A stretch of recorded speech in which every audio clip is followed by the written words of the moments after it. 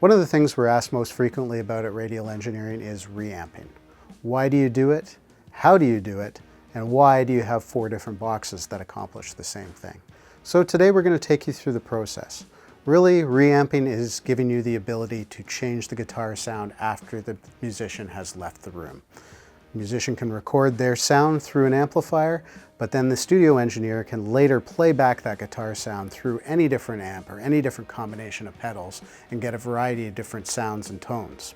So today what we're going to do is record the musician through an amplifier as you always would. Today we're using a Fender Champ and an Ibanez TS9, recording it with a microphone. But we're also going to take a direct signal from a Radial J48 so we get that clean direct sound that later on we'll use for reamping. So later we will take that sound and send it through all 4 of our different reamp boxes to explore the tone differences between each. Okay, first we have our Pro RMP. This is the entry-level reamp box from Radial. XLR input, ground lift, output control, and there is an output level on this to give basically a trim control to adjust the output to the amplifier.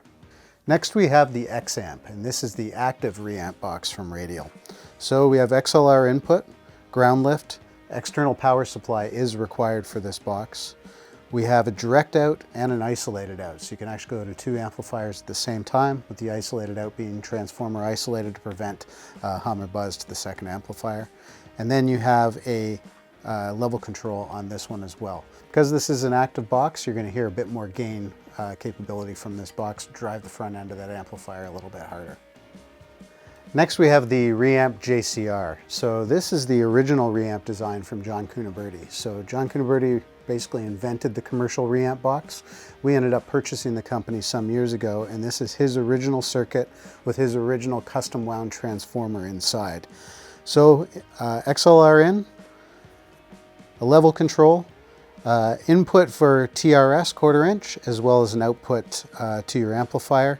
This also has a high pass, a low pass, and a flat filter, and then a mute control, just for a little bit of extra functionality on this. So this is a passive box, much like the Pro RMP, but it has a little bit of character from that custom transformer that John specified for this box originally. And finally we have the EXTC reamp from Radial, and this box was originally designed to reamp through a guitar pedal chain. So you have 2 independent effects loops send out to your guitar pedal and back in. But you can also use it to reamp directly into a guitar amplifier as we have with the other box. Just go out one of the 1/4 inch outputs, use your level control, set and adjust, and use it exactly as you would one of the other reamp boxes. Now let's take a listen to a few audio clips from the different boxes and see how they sound.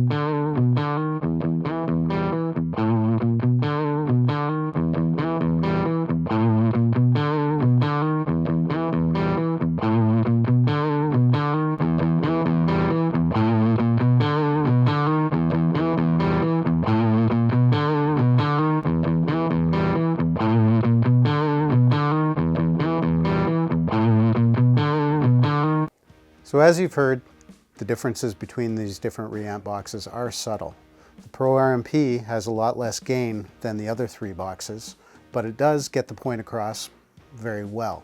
When you get into the X amp, a little bit brighter on the top end, whereas the JCR seems a little bit more round and a little warmer, passive versus active. Whereas the EXTC has the ability to really crush the front end of the amplifier just because it has so much more level. If you'd like to listen in more detail, high-res audio clips for all of these samples are available on the Radial Engineering website.